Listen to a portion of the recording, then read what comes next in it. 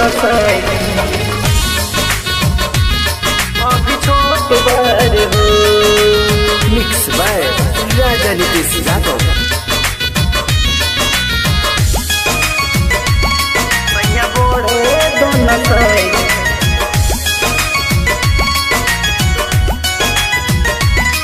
अभी छोट बार हो। कहमे उम्र में सुना हमर शादी हो गईल।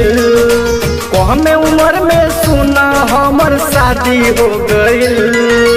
से जिया पर गोइनी त हमरा बुझाइल। सैया बढ़े दोनों साइड अभी छोट बार हो। सैया बढ़े दोनों साइड अभी छोट बार हो। कहमे उम्र में सुना हमर शादी हो गईल। से जिया पर गोइनी त हमरा बुझाइल। सैया बढ़े दोनों साइड अभी छोट बार हो। सैया बढ़े दोनों साइड अभी छोट बार हो। छोट बार हो। सैया बढ़े दोनों साइड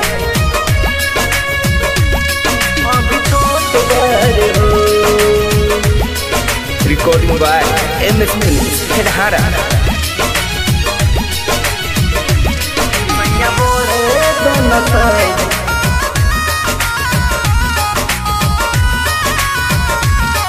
अभी छोट बार हो। इब सियान तबो मजा खूब मिली। रात भर सैया जी पलंग खूब हिली। हाँ हो इब सियान तबो मजा खूब मिली। रात भर सैया जी पलंग खूब हिली।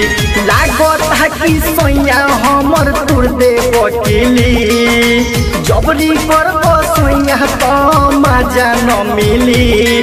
सैया बढ़े दोनों साइड अभी छोट बार हो।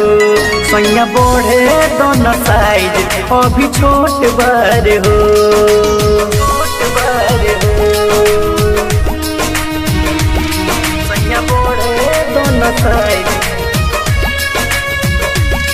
अभी छोट बार हो।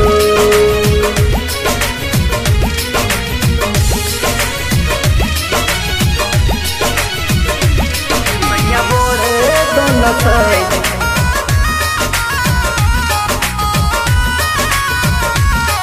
अभी छोट बार हो। अभी खेलो सैया गोद में उठा के। बाद में मारी हम मजा पलंग पर सुता के। हाँ अभी खेलो सैया गोद में उठा के। बाद में मारी हम मजा पलंग पर सुता के। दाबना फूलौना सैया फूट जाई हो। हमें बा उमरिया राजा टूट जाई हो। सैया बढ़े दोनों साइड अभी छोट बार हो। सैया बढ़े दोनों साइड अभी छोट बार हो। छोट बार हो।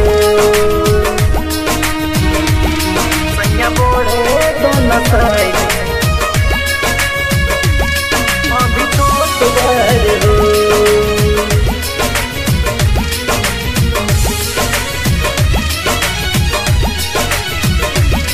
सैया बढ़े दोनों साइड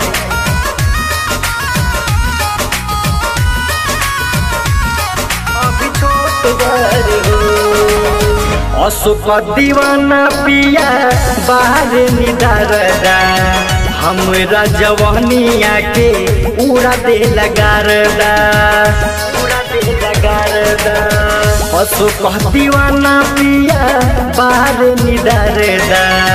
हमरा जवानिया के उड़ा दे लगारदा।